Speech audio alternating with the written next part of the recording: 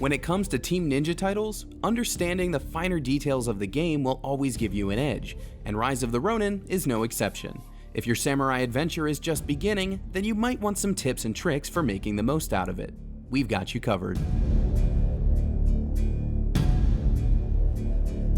Before beginning the game proper, you'll be asked to choose an origin.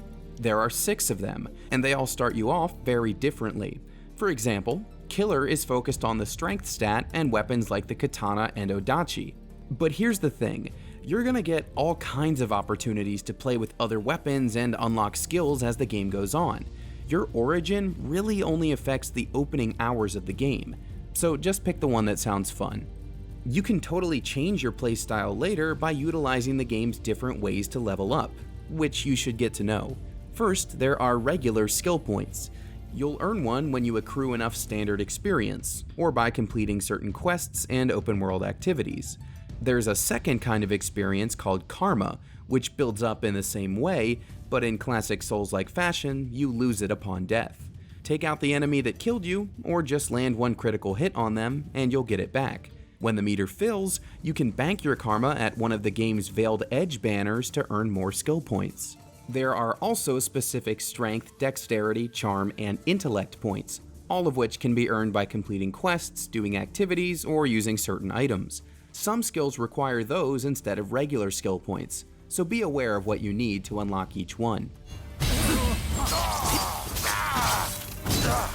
No matter what your skill tree looks like, you need to practice the game's counter spark maneuver. It functions just like a standard counter in similar games, but it just happens to be tied to a different button on the controller, triangle in this case.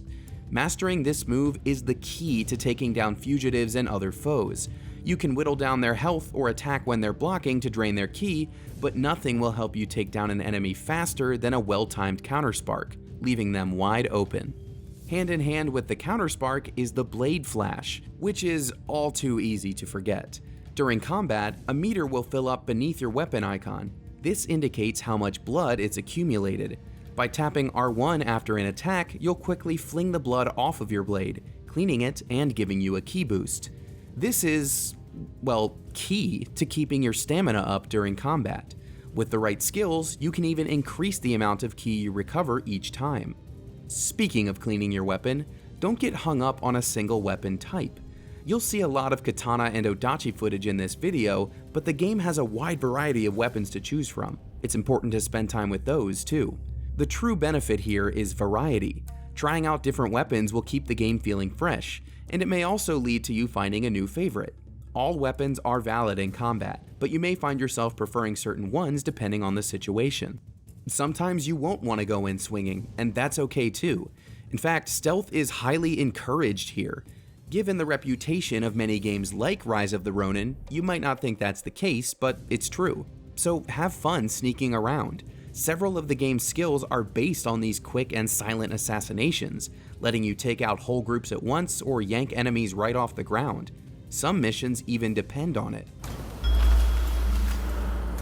Other missions rely on non-lethal combat, so be aware of that too. Again, that might sound surprising coming from a Team Ninja game, but you don't always have to be out for blood. You can do this by unequipping your weapons and fighting with your fists, or by swapping your weapon of choice with its wooden equivalent.